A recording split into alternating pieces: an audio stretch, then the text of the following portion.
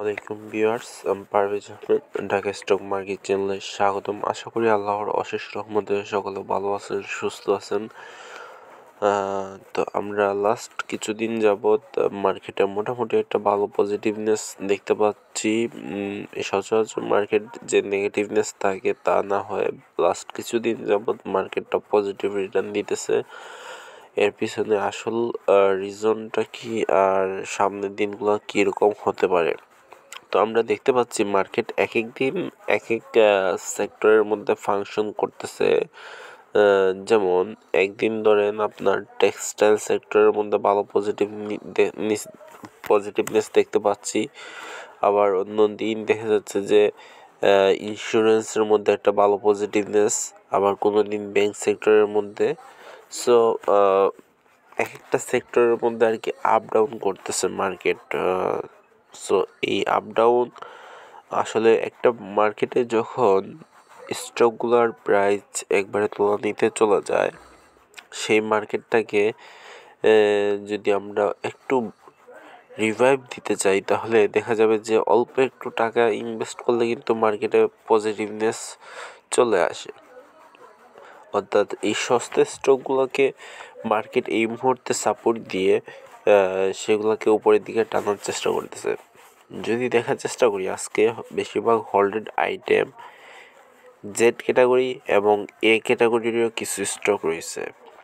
যদি A category দেখি তাহলে দেখতে পাচ্ছি যে প্রথমে আছে EHL, যার ইপিএস অর্থাৎ 2024-25-এর যদি ইপিএস দেখি, 2024-25-এর দুইটা কোয়ার্টার প্রকাশ হয়েছে, দুইটা কোয়ার্টারের মধ্যে আমরা পজিটিভনেস দেখতে পাচ্ছি এবং তার পিই যদি দেখি 8.91, অর্থাৎ সব কিছু তার ঠিকঠাক আছে। ডিভিডেন্ড ইল্ড হচ্ছে 2.56, যেটা আমার কাছে মনে হয় বর্তমান মার্কেটের তুলনায় একটু কম আছে। বর্তমান মার্কেটের হিসাবে ডিভিডেন্ড ইল্ডটা একটু কম আছে। অন্যদিকে যদি দেখার চেষ্টা করি,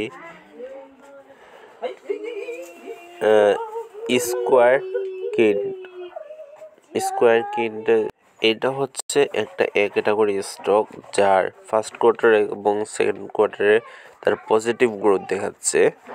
সো তার প্রাইসটা 12 উইক লো যদি দেখি 15 টাকার কাছাকাছি ছিল এবং হাইয়েস্ট 34 টাকা। সো স্বাভাবিকভাবে একটা স্টক যখন লো প্রাইসে থাকে এবং তার মধ্যে পটেনশিয়ালিটি থাকে, তখন এই স্টকটা অল্প একটু বাই দিলেই পজিটিভনেস আসবে। তার চেয়ে বড় কথা, যদি দেখেন এই যে পাবলিক হোল্ডিংয়ে যদি দেখেন, যদি পাবলিক হচ্ছে মাত্র 1,61,00,000, ঠিক আছে। আর ডাইরেক্টর হোল্ডিং মোটামুটি 47%। সো ওভারঅল সব কিছু পজিটিভ আছে।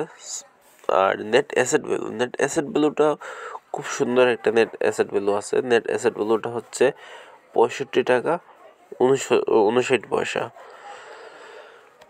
তো এইরকম স্টকের প্রাইস যখন কমে যায় এবং তার ইপিএসগুলো প্রকাশ হয় এবং ইপিএসটা পজিটিভ আসে, তখন স্বাভাবিকভাবেই এই স্টকের একটা ডিমান্ড ক্রিয়েট হবে এবং এই ডিমান্ড ক্রিয়েট হওয়ার জন্য মার্কেটে আমরা একটু পজিটিভনেস দেখলেই এই স্টকটা অনেক বেশি মুভ করার সুযোগ আছে। সো যেই সমস্ত স্টক এ ক্যাটাগরি এবং ভালো পারফরমেন্স করতেছে সেগুলোতে আমাদেরকে চোখ দেওয়া উচিত। আমাদেরকে উচিত যেগুলা লো ক্যাটাগরি বা যেগুলার ঠিকমতো ডিভিডেন্ড দিতেছে না 2 বছর থেকে, যেমন বিডি ফাইন্যান্সের কথা যদি বলি, এই স্টকটা ভালো একটা স্টক ছিল, ভালো একটা স্টকের ক্যাটাগরিতে কিছু বছর আগেও ছিল। বাট তাদের বর্তমান যে কারেন্ট সিচুয়েশন অনুযায়ী এইটাতে ট্রেড নেওয়াটা বেশি একটা পজিটিভনেস হবে না বলে আমি মনে করি। যদি তার পাবলিক হোল্ডিং দেখেন, পাবলিক হোল্ডিংও অনেক বেশি, 10 কোটি শেয়ার পাবলিক হোল্ডিং আছে। সো এই জায়গায় এত সহজ হবে না যে একটু বাই করলে যে এই জায়গার মধ্যে একটু বাই পেশে আসলে যে টানা হোল্ডটা হবে, সেই রকম আমি মনে করি না। যদি গ্যামলিং ছাড়া হয়। সো এই স্টকগুলোতে আমি একটু দূরে থাকার চেষ্টা করব। আর জেড ক্যাটাগরি স্টক থেকে তো 100 হাত দূরে থাকা উচিত। সো ইপিজিএল লাস্ট কিছুদিন যাবৎ দেখতে পাচ্ছি যে ইপিজিএলে ভালো একটা বাইভনেস আসতেছে এবং সবাই ইপিজিএল কিনতেছে। কারণটা স্বাভাবিক, কারণটা হচ্ছে যে তার সেকেন্ড কোয়ার্টার অর্থাৎ 2024-এর সেকেন্ড কোয়ার্টার যেটা ছিল 24-25-এর, সেটা খুব বেশি পজিটিভ আসছে। এবং সেই নিউজটা যদি দেখার চেষ্টা করি,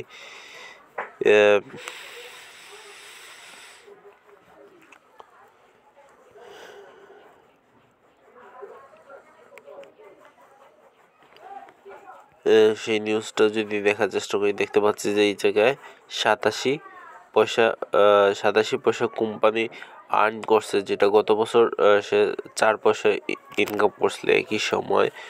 এবং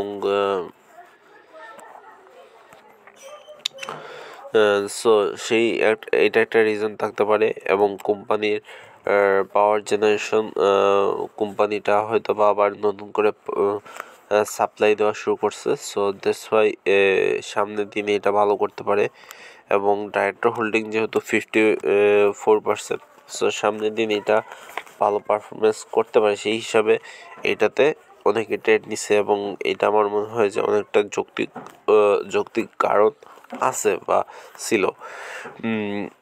তারপরে যদি আমরা দেখি, প্রথমেই আমি বলছি যে জেড ক্যাটাগরি স্টক দেখা মাত্র আমি বাইরে থাকবো, ঠিক আছে। জেড ক্যাটাগরি মানে হচ্ছে যে সে ডিভিডেন্ড দিতেছে না, তার আর্নিং হচ্ছে না, কোনো কিছু ঠিকঠাক হচ্ছে না। 2-1 দিন আমি হয়তো বা সেই ভাইবটা পাবো, বাট 4 দিনের দিন যখন আমি বিক্রি করতে যাব সেই জায়গায় হয়তো আমি লস হওয়ার সম্ভাবনা থাকে। সো এটা হাই রিস্কি, এরকম হাই রিস্কে আমি চেষ্টা করবো যত সম্ভব এড়িয়ে চলার জন্য। সো এইগুলাই ছিল ওভারঅল, যে আপনারা পারফরমেন্স দেখবেন, স্টকগুলোর পারফরমেন্স দেখবেন, মার্কেটের পারফরমেন্স দেখবেন, দেখে যেগুলো স্টক সামনের দিনে ভালো করতে পারে সেগুলোতে এন্ট্রি নেওয়ার চেষ্টা করবেন। আচ্ছা, যদি ওভারঅল আমাকে যদি একটা ইন্ডেক্স নিয়ে বলার চেষ্টা করি, আজকে দিনের শুরুতে আমরা দেখতে পাই যে শুরুতে খুব ভালো পজিটিভনেস ছিল, যেটা সবসময় থাকে যে প্রথম আধা ঘন্টা খুব বেশি বাইং হয়, তারপরে সেলিং আসে, তারপরে আবার কিছুটা ঘুরে দাঁড়াতে শুরু করে এবং দিন শেষে কিছুটা পতনের মধ্যে দিয়ে শেষ হয়। দিন শেষে মার্কেট 9.12 পয়েন্ট ধরে রাখতে সক্ষম হয়, যার বিনিময়ে 194টি কোম্পানি আপ এবং 146টি কোম্পানি ডাউন থাকে এবং মার্কেটে 429.65 কোটি টাকা লেনদেন হয়। যদি আমি ইন্ডেক্স নিয়ে বলি তাহলে দেখতে পাচ্ছেন যে মার্কেটে আমি পূর্বে থেকে একটা লাইন ড্র করা আছে, যেটা রেজিস্ট্যান্স হিসাবে অনেকবার কাজ করছে। সো আমার ধারণা এই জায়গায় এসে মার্কেট রেজিস্ট্যান্স হিসাবে ফিল করবে। সো রেজিস্ট্যান্সটা হচ্ছে নির্দিষ্ট কোনো পয়েন্ট না, 225 থেকে 230-এর কাছাকাছি। বর্তমানে আছে 179.2।